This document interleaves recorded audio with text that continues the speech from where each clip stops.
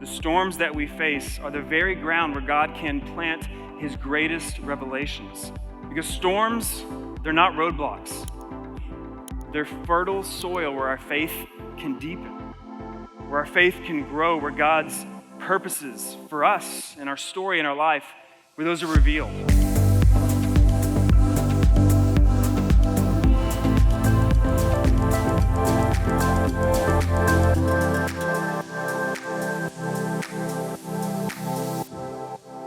I'm especially excited to be with you today as we're kicking off a brand new series this morning called Promises, Faithful Then, Faithful Now. And over the next 5 weeks, we're going to be looking at promises that God made in Scripture that were true then and that are still true for us today. You're going to be encouraged. I can't wait for you to hear from our staff over the next 5 weeks. But kind of playing off of this then and now idea, I thought I would have a little fun as we started this series with a little then and now journey of my own.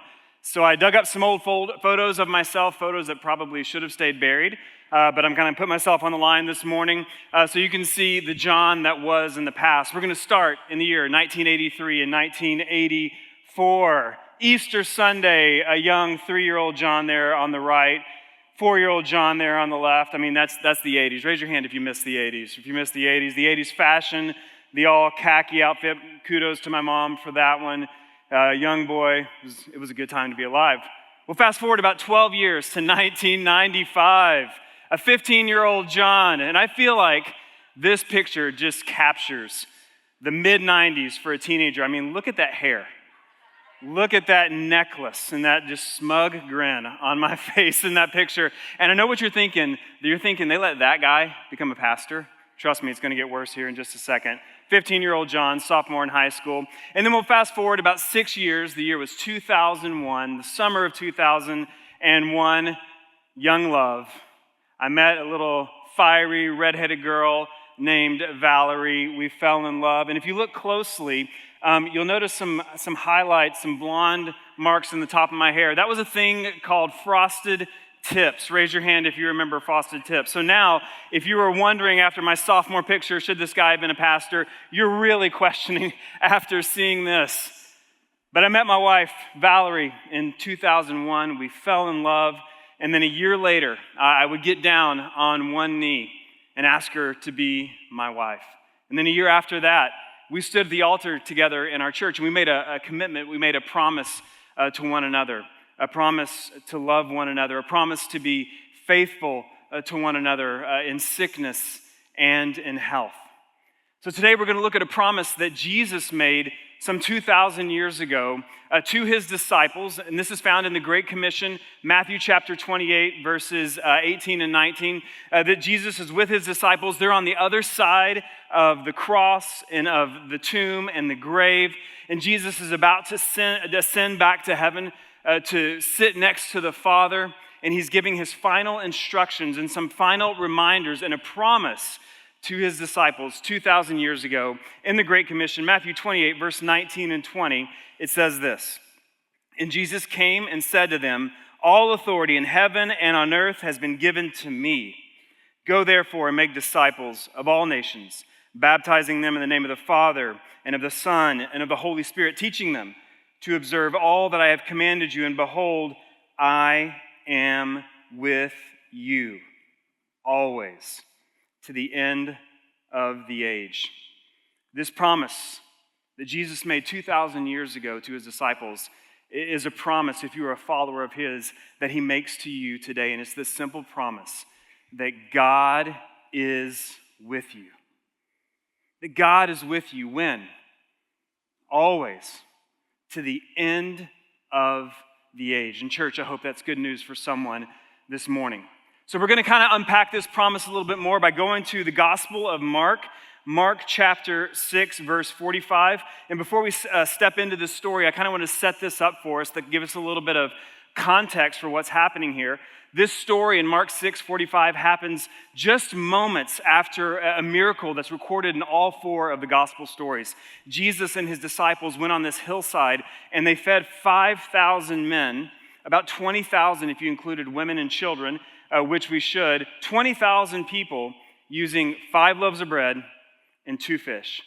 So this storm that they're about to enter happens just moments after that miracle takes place.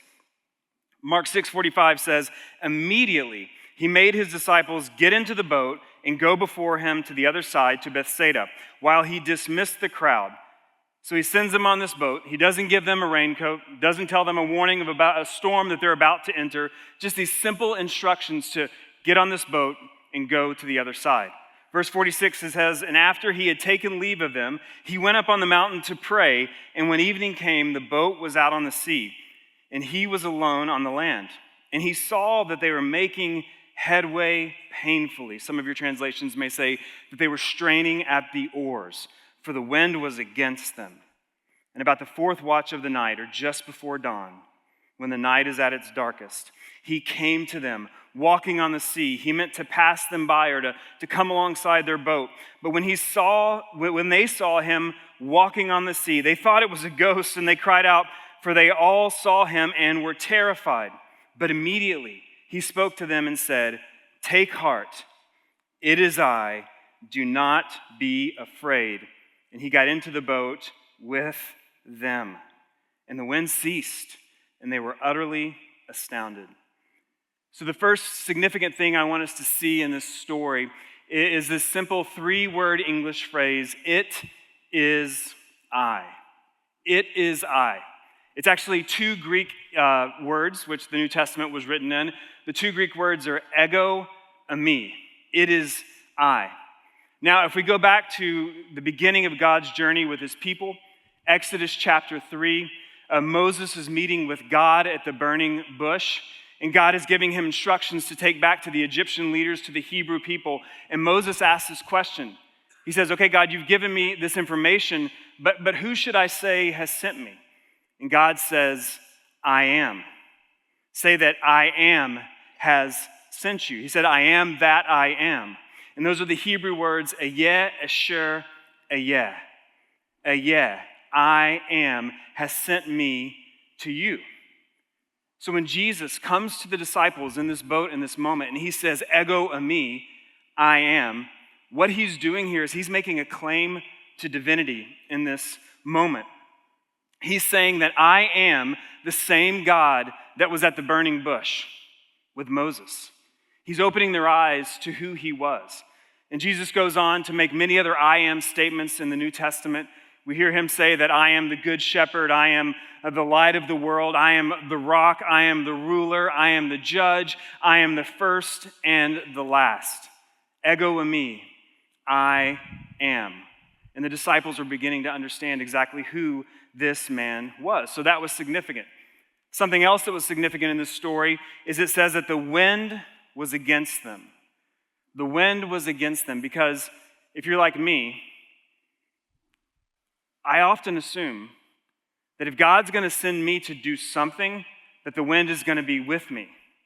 That if God calls me to do something and I obey that call on my life, then surely the wind will be with me. But really, that's just the premise of immature faith. We believe that if we turn our life over to Jesus, that he's going to take all of our burdens away. The things that used to keep us up at night won't keep us up at night anymore. We turn our life over to Jesus, he's going to make me happy. He's going to make me healthy. He's going to make me wealthy. But what we discover over time, and I bet so many in this room have discovered over time, the longer you've walked with Jesus and the more mature you've become in your faith, you've discovered that the presence of opposition in your life doesn't mean the absence of Jesus. The presence of opposition does not mean the absence of Jesus. Remember, the wind was against the disciples in this moment, not because they disobeyed, but because they obeyed exactly what Jesus told them to do. He said, get into the boat, go to the other side of the Sea of Galilee, go to Bethsaida. They obeyed and the wind was against them. Now, we just came out of this series in the book of Jonah, and we kind of got it with Jonah, right? When God told Jonah to go to Nineveh, and he got in a boat and fled to Tarshish, and scripture tells us that God hurled this storm at Jonah and the wind was against him, we got it then. But when Jesus told his disciples to go to Bethsaida, if you're like me, you would kind of expect that the wind would work with them, not against them in their obedience. Maybe you expect that God's going to bless you in a special way because you come to church. That God's going to give you that good parking spot at Costco because you're faithful in serving. Or maybe you're going to get that promotion at your job because you show up on Sunday mornings. But when that doesn't happen, you may find yourself in a position where you're asking the question, how can God be with me and the wind be against me? I've obeyed. I show up every week. I give to the church. How can God be with me and the wind be against me? Church, the presence of opposition in your life, the presence of a storm in your life doesn't mean the absence of Jesus. Just because the winds are against you doesn't mean that God isn't with you. The truth is, often confirmation that God is with you is the simple fact that the winds are against you. That should serve as confirmation. That shouldn't discourage us. Because look at what happens in Mark chapter 6, verse 45. He says, immediately he made his disciples get into the boat and go. This word made is the Greek word enenkazo, and it means forced, compelled, or to drive someone to do something. So Jesus made enenkazo his disciples get into this boat. He forced them to get into this boat and go to the other side. So the disciples were forced to get into this boat to go into a storm to develop a storm theology. Now, a storm theology is what we believe about God when storms come into our life. Storm theology is what we believe about God when the winds are against us and the storms come into our life. And we all will develop this at some point in our journey of faith and some point of following Jesus. It's the way that we find meaning in difficult situations. It's an opportunity, like the disciples in this story, to either grow in faith or to continue to live in fear. And the truth is that storms take many different forms in our life. We can have storms that are relational. We can have storms that are economic. We can have storms that take the form of an illness in our life. We can have storms that are storms of grief because we've experienced great loss of someone or something that we love dearly in our life. And when these storms hit our life, one moment everything can be fine, and then the next moment it feels like the bottom has fallen out of our life. And it can happen like that. It can happen in one phone call. It can happen in one visit to the doctor. It can happen in one conversation with a spouse. As I was thinking about this, it kind of took me back to last fall when Hurricane Milton hit.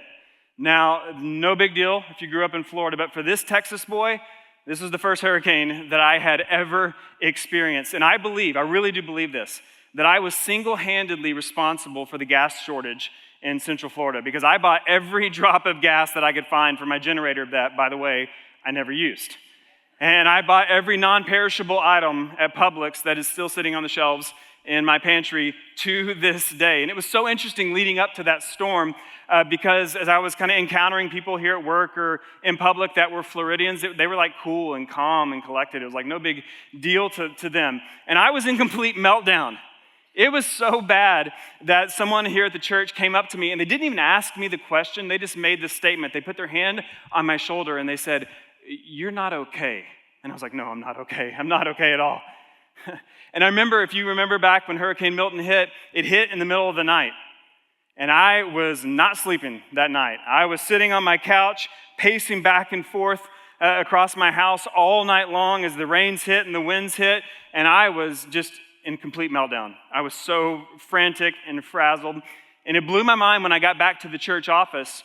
Everyone that has been around Florida for a while, I found out that they slept calmly that night. They're like, "Yeah, we had no problem going to sleep. Our kids went to bed. It was great. We woke up the next morning and everything was fine." Meanwhile, this Texas kid over here barely survived the storm just because of my own anxiety. Now, how were they able to do this? Or why were they able to do this? Because they had been through a storm before. They had been through a storm before, and I had not. And storms reveal to us what's inside. They reveal to us what our true beliefs are. Like the disciples, are we going to live in fear or are we going to operate out of faith? But we never know the answers to those questions until the storms hit. But it answers the big question for us when these storms of life hit. Do we believe that God is sovereign or not? Do we believe what Jesus said to his disciples in the Great Commission, that all authority, all power in heaven and on earth has been given to him? Do we believe that God is sovereign or not? I love what theologian Michael Milton had to say about this. He said, the storms of life refer to that place in between the miracles of yesterday and the promises of tomorrow. Those seasons of trial and even doubt that come to all of us at some point in our lives.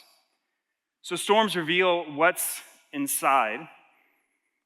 And if you've walked through a storm before in your life, which I imagine everyone in this room has, not only does it reveal what's inside, but we find out that the struggles that we face, that the storms that we're facing, they're the very ground where God plants his greatest revelations. The storms that we face are the very ground where God can plant his greatest revelations.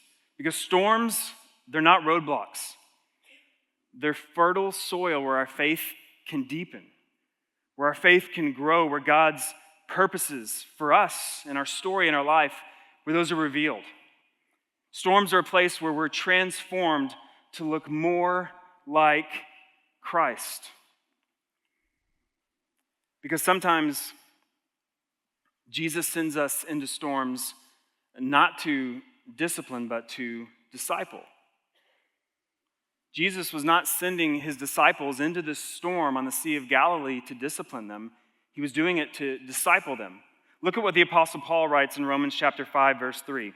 He says, not only that, but we rejoice in our sufferings. We rejoice in our storms, knowing that suffering produces endurance, and endurance produces character, and character produces hope, and hope does not put us to shame, because God's love has been poured into our hearts through the Holy Spirit who has been given to us. So what Paul's telling us here is that sufferings, that storms have been allowed to come into our lives. For what reason? Why are we sent into these storms? Jesus sends us into storms not to discipline us, but to disciple us. I mean, look at what Paul says that these storms, these struggles, what they can do for us, what they can produce in our life. It says that these storms will produce endurance and character and hope. Essentially, they make us become more Christ-like. He's saying that when you walk through storms, seasons of struggle, they produce these qualities in you so that you begin to resemble more and more of Jesus. In church, this is at the heart of discipleship. That's what it's all about, is that we begin to resemble the Son of God more and more each day. So Jesus sends his disciples into this storm, and it says something interesting. It says that he sees them struggle. Verse 46 says, and he saw that they were making headway painfully, for the wind was against them. So remember, Jesus had dismissed the crowds after the feeding of the 5,000. He sent his disciples on this boat to Bethsaida, and it says he withdrew to a hillside to pray. The Sea of Galilee is only about 6 miles wide where he was in this moment. So he could see the entire sea from where he was sitting in this moment. So the entire time that it says that they were straining at the oars or making headway painfully, Jesus could see them. Church, don't miss this. Jesus saw that they were in trouble. What that means for us today is that he sees whatever you're going through. He doesn't just see what you're going through, but the story tells us that he also cares, because he doesn't just stay on the hillside. In the story, verse 48 says, and about the fourth watch of the night, he came to them walking on the sea. He saw them, he cared for them, he was moved by his care for them, and he came to them. So what this shows us today is that if you're in a storm, if you're going through a season of struggle and trials in your life, it tells us that his eyes are on you, his heart is for you, and he is with you. Just like the disciples some 2,000 years ago. Church, his eyes are on you, he sees you. His heart is for you, he cares for you. And he is with you. He left the hillside to come be with his disciples, and he is with you. It says that he came out walking on the sea. He's walking on top of the waves, the very thing that these disciples thought was going to drown them. He comes out walking on top of that. And you need to lean in and not miss this. What this shows us, this story from some 2,000 years ago, is that Jesus stands on, over, and above the very thing that you think will take you out. Because all power, all authority in heaven and on earth has been given to him. This isn't just a story about Jesus walking on water. It's a reminder that he's walking towards you in your storms, ready to bring calm, ready to bring peace. His eyes are on you, his heart is for you, and he is with you. And as I was looking at this story this week, it was really interesting because most scholars believe that Mark, the author of the Gospel of Mark, was recording Peter's experiences with Jesus through the inspiration of the Spirit, that the author of Mark was actually recording Peter's firsthand account of walking with Jesus. Most people believe that the author of Mark was someone named John Mark, who was a follower or a disciple of Peter. Peter, the disciple of Jesus, who was bold. Peter, who said what everyone was thinking but was too afraid to say. Peter that was filter-free, whether good or whether bad. He's the guy that's with John Mark and telling about his experiences with Jesus. And it's interesting because if you look at this story in Mark's story, it says that Jesus walked on the water, got in the boat, and the storm ceased. It's interesting because the same story is told in the Gospel of Matthew, but it includes something that the Gospel of Mark left out. And so I want this to be kind of an interactive moment for us this morning. So what I'm going to do is I'm going to read this story from Matthew's Gospel, and when I get to the part that's in Matthew's story that wasn't in Mark's story, what I want you to do is I want you to say, stop, stop, and wave your hands. I know this is not the most Baptist thing to do. It's okay. God will forgive you. And so what you're going to do is when I get to that part of the story that Matthew includes but that Mark left out, you're going to say stop. Let's practice. Everybody say stop, stop. It's good. Okay, that'll work. All right, so we get to Matthew chapter 14, verse 22. The same story is being told from a different perspective, equally inspired by the Holy Spirit. Remember, when I get to the part, you wave your hands and you say stop. Immediately, he made the disciples get into the boat and go before him to the other side while he dismissed the crowds.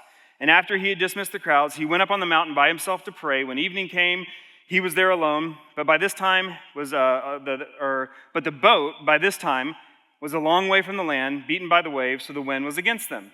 Okay, all the same. In the fourth watch of the night, he came to them walking on the seas. When the disciples saw him walking on the sea, they were terrified and said, "It is a ghost," and they cried out in fear. But immediately Jesus spoke to them, saying, "Take heart, it is I. Do not be afraid." And Peter answered him, "Lord," good job. I'll finish reading the verse. And Peter answered him, "Lord, if it is you, command me to come to you on the water." He said, "Come." So Peter got out of the boat and walked on the water and came to Jesus. Now, I don't know about you, but if this is my memoir, I'm leaving that part in. The part where I walked on water, that's staying in, but for some reason, it's not included in Mark's gospel. Matthew goes on to write in verse 30, but Peter saw the wind. He was afraid and began to sink, and he cried out, "Lord, save me." How can Peter walk on water? And then when he tells Mark this same story, he leaves it out. This is significant for us to ask this question.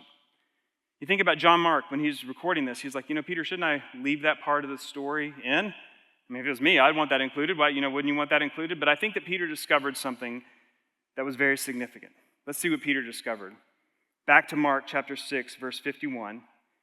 And he, Jesus, got into the boat with them, and the wind ceased, and they were utterly astounded.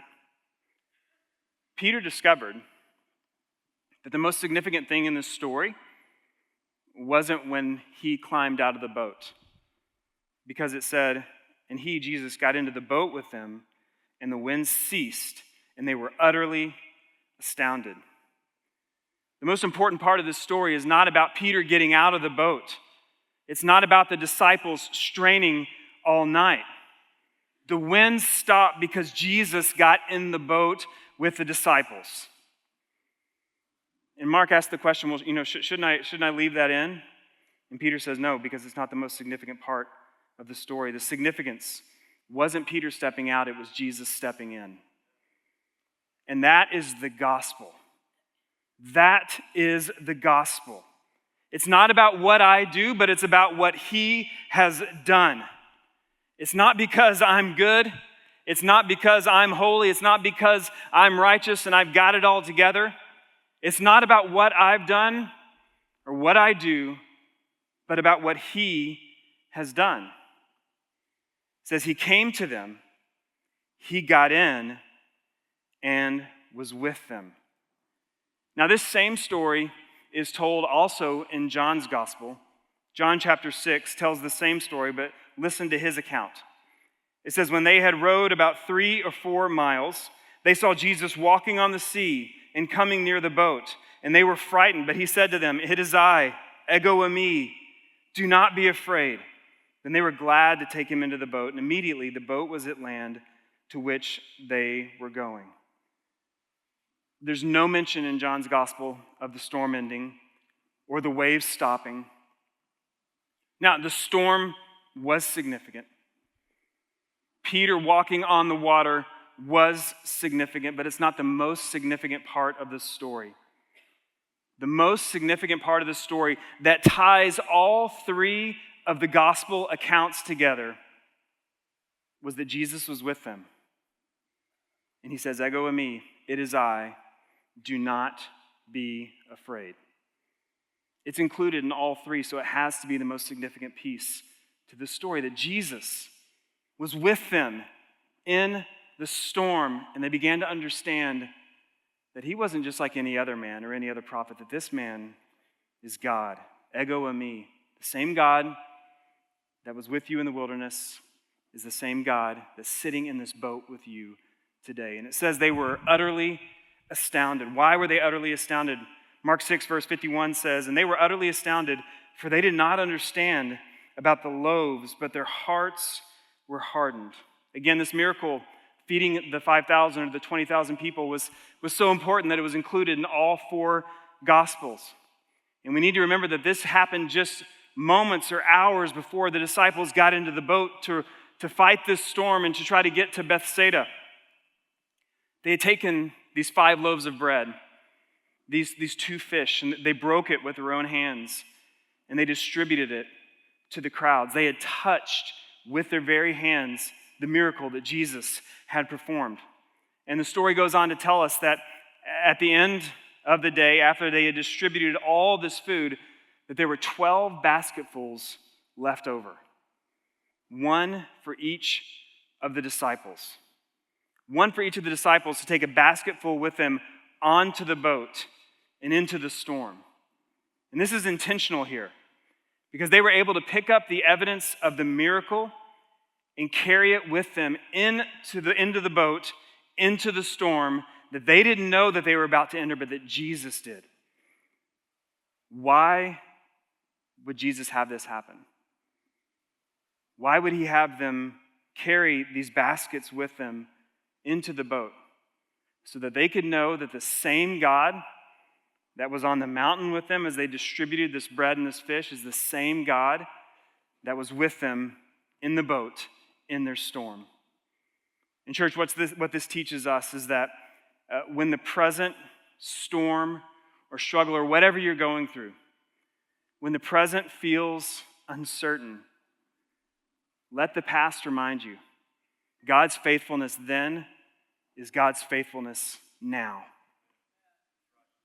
So what God's asking us to do is to, in our own story, if you've been following Jesus for some time, he wants you to look back at the miracles that God's performed in your life.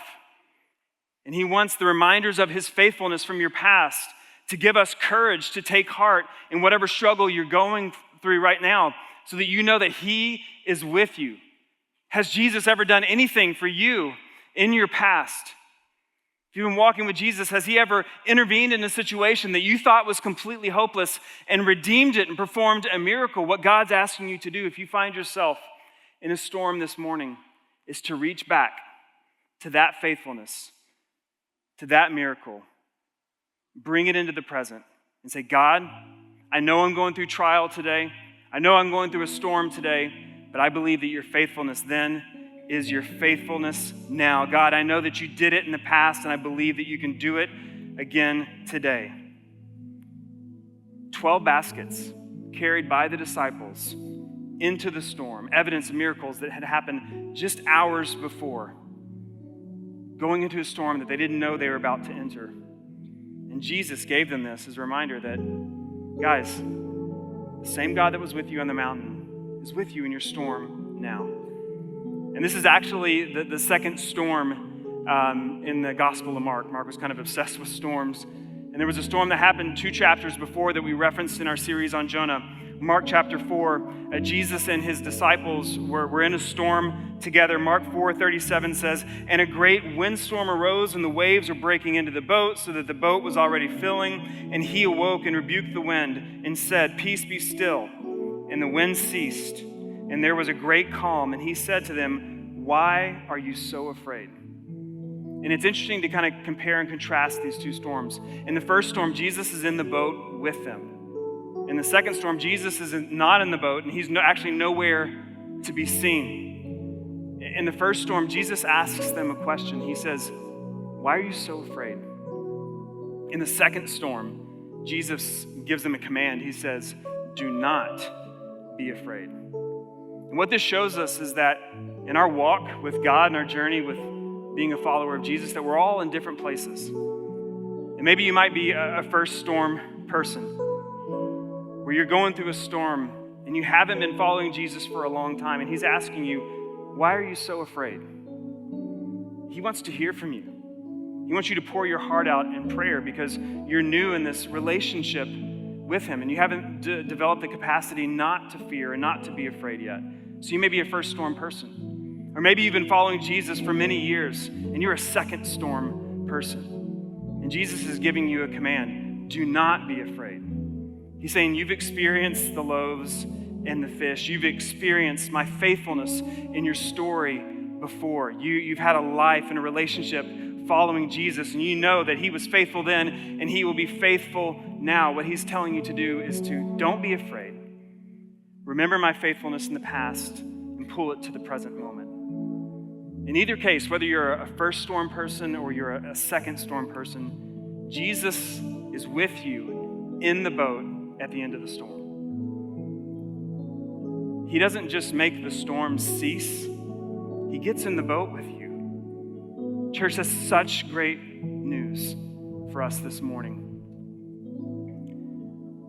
And we need to remember that the storm in our life, whatever struggle we're facing, it may not end immediately, but the wind and the waves, they still know his name. The same Jesus that calmed the sea that night 2,000 years ago is the same Jesus that stands with you in your storm today. So we need to do exactly what he told the disciples to do. Take heart. Don't be afraid. Jesus says the storm doesn't have the final word. I do. In either case, Jesus is with you in the boat at the end. And he says to you here today, I am with you always to the very end.